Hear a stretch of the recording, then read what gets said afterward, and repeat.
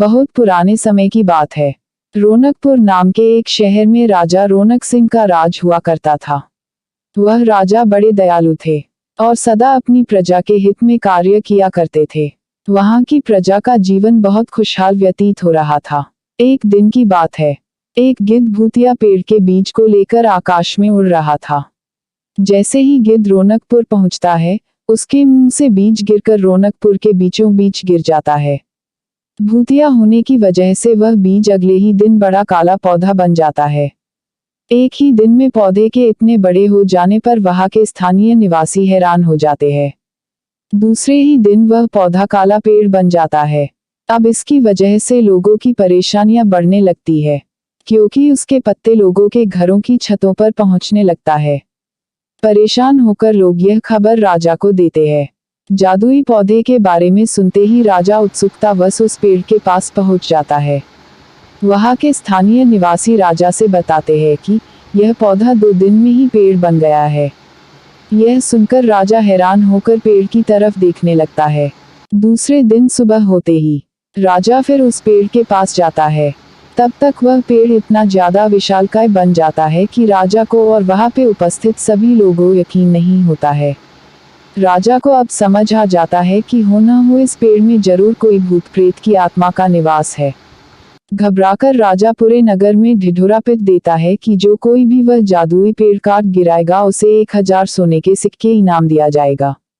और यही नहीं, राजा की मृत्यु के बाद पेड़ काट गिराने वाले व्यक्ति को राजगद्दी सौंप दिया जाएगा। इतनी बड़ी घोषणा सुनने के बाद राज्य के हर कोई व्यक्ति पेड़ खत्म करने के लिए अपना दिमाग लगाने लगता है। यहाँ तक कि राजा के सारे चतुर मंत्रियों ने भी बहुत तरकीब लगाई, लेकिन पेड़ को कोई भी काट नहीं पाता है। किसी ने पेड़ के आसपास आग लगवाई, तो एक मंत्री ने उस भूतिया पेड़ को हाथियों की सूंड से खिंचवाया, लेकिन किसी ने पेड़ को हिला तक नहीं पाया। अब लोगों के मन में डर बैठ गया और उन्हें भी लगने लगा कि हो ना हो यह कोई ऐसा वैसा नहीं, बल्कि भूतिया पेड़ है। तभी गांव के एक समझदार व्यक्ति को राजा की घोषणा का पता लगता है। जानकारी मिलते ही वह अपने गुरु के पास भूतिया पेड़ से जुड़े रहस्य को जानने के लिए पहुंच जाता है। गुरुजी ने अपनी ध्यान की शक्ति को एकत्र करके देखता है और उससे पूछता है, क्या तुम पेड़ को खत्म करना चाहते हो? समझदार व्यक्ति जवाब देता है, हाँ गुरुजी, सब उस पेड़ से परेशान हैं। गुरुजी बताते हैं कि उसे खत्म करने का एक ही तरीका है। इसके लिए तुम्हें उस पेड़ के आसपास नमक डालना होगा।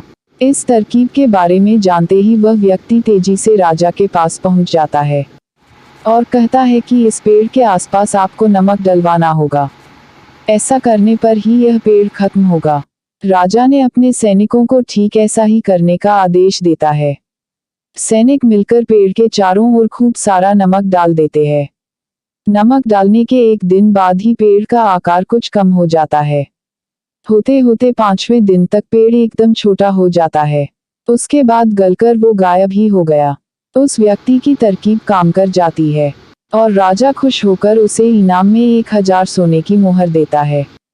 उसके बाद एक पत्र देता है जिसमें लिखा होता है कि वो राजा के मरने के बाद उनकी गद्दी को संभालेगा। वो समझदार व्यक्ति खुश होकर अपने घर चला जाता है।